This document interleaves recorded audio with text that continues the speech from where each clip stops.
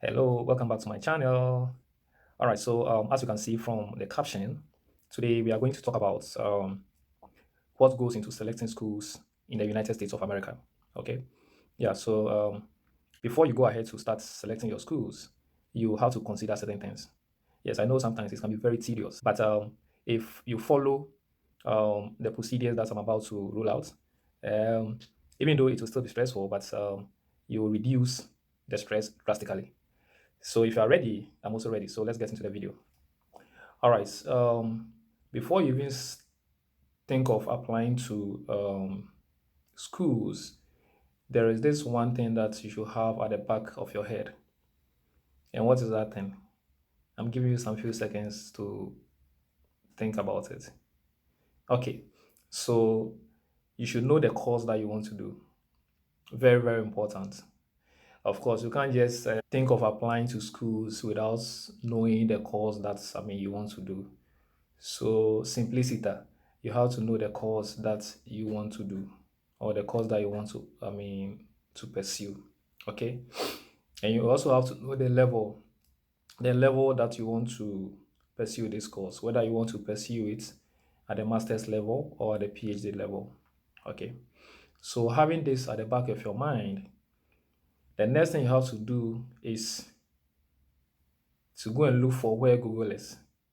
Go and look for where Google is. Google should be your best friend. Google, Mozilla, Chrome, or any internet search engine. You just Google top maybe 50 schools in the United States of America that offer maybe computer science or maybe statistics or biology or mathematics and so on and so forth. Okay, so just Google this. Um, of course, you get a list of results. Okay, the system would display a list of schools that offer your program. Then out of these schools, you select the ones that best suit your interest. Okay, so after searching these schools, what's next? Now you don't just search the schools and just start applying. No, you have to go into their website. Okay, of course, you have to make sure that your credentials satisfy their requirements. Very, very important. Because I tell friends that in the end, you'll be paying application fees. So you don't want a situation whereby you apply to several schools. This involves money. Yes, it involves a lot of money. Sometimes you can pay as high as $100 application fee. Okay. So you don't want to apply to schools that the probability of you getting into it is very low. You understand? So before you even start applying to these schools, you have to go into the school's website. Okay, check their requirements. First and foremost, the school has its own requirements, and your course also. The course that you want to study also has its own requirements. So you have to make sure that you meet the school's requirements. That's one, and you should also meet the course requirements. The course requirement includes maybe the exams you are supposed to write, um, maybe your GPA. Most schools will say you shouldn't get a GPA of less than 3.0. Okay. And maybe language proficiency exams, maybe TOEFL, and all that. So you have to make sure you satisfy all these requirements. Very, very important. Okay. Yeah. Now, there is this website that I normally recommend to friends with regards to searching of the schools. It is called Webometrics. Okay, and this displays the list of all schools, most of the schools in US and even in Canada. Okay, their ranking and the courses and the programs that they do and all that. So Webometrics can also be of help. Okay, so just type Webometrics and it will display the list of all schools in the US and Canada, their rankings, the course that they offer, whether they offer courses at the PhD level, the master's level, and all that. So that's will also be very, very important as far as searching of schools is concerned. Okay. Now, before we proceed, I would like to mention this. Now, you see a lot of people trying to involve agents in finding schools. I'm going to discourage you from doing that. Okay, this is something that you can easily do. You don't need any agents. You don't need any agents whatsoever. Okay, at least you have gotten your first degree. You are very smart, and these are basic things that you should be able to do on your own. Okay, I mean, it's nothing difficult. Just go online. I mean, type whatever you want to type, and you can read. Go to the school's website, read their requirements. Very, very key. In case you have friends, I mean, over here, that's in the United States, you can consult them. Okay.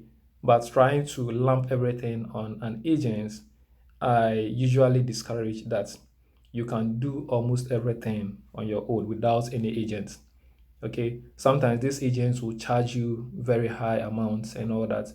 And eventually, the whole thing will not be successful, and you wouldn't want to find yourself in such a situation. Okay, so I'll encourage you to um, not to involve any agent. Okay, do not involve any agent in doing this. But having said that, if you feel you are too busy and you have the money and you trust this person and you want him to do it for you, um, even though I would say no, but if that's what you want to do, then you have to be very careful. Okay. Yeah, you have to be very careful. All right. Then what's next? Now you have gotten the schools that you want to apply to. And also, before I move to the next thing, I normally encourage people to apply to as many schools as possible. You have to cast your net very wide. Yes, because sometimes it's so frustrating. I mean, you do all these applications, and as soon as you start receiving feedbacks, you'll be receiving rejections, and you have to wait for another year again before you start the whole application process. So um, you should cast your net very wide. Yes. So depending on your packets, I mean, depending on the money, your resources, yes, depending on the resources that you have, you should apply to as many schools as possible. Okay. Yeah. Anything between 8 and 15 is fine. Yeah, because this is the situation whereby if you miss this year, you have to wait for a whole year again. Okay, yeah. And having said that, admissions in US are normally done in two phases in a year. We have the spring admission and the fall admission. I'm going to make a whole video on that. Okay, so stay tuned. All right, and the last thing I'll say is with regards to sending emails. Yes. Now you have gotten the schools that you want to apply to. Okay. Yes. So before I start talking about sending emails, you have to be very measured in how you select your schools. Okay. Yeah, we have schools that you overly qualify. Yes, let me put it that way. You are more than qualified. Yes. I mean, if their requirement is on a scale of 10, if their requirement is, let's say, 4, you are way, way, way, way above 4, let's say 8 or something, schools that you overqualify. Make sure you apply to more of such schools. Okay. Then schools that you don't meet their requirements, but I mean, you still want to give it a shot. Those are the schools that I call ambitious schools. So make sure to apply to as few ambitious schools as possible. Okay. Yeah. So I mean, you have to be strategic in applying to these schools. You have to be very, very strategic. Okay. Then, like I said, the last now I'll talk about is sending emails. Once again, I know it's very hard to come by money, very, very difficult. So you don't want a situation whereby you apply to schools that you know very well that you are not going to get in, right?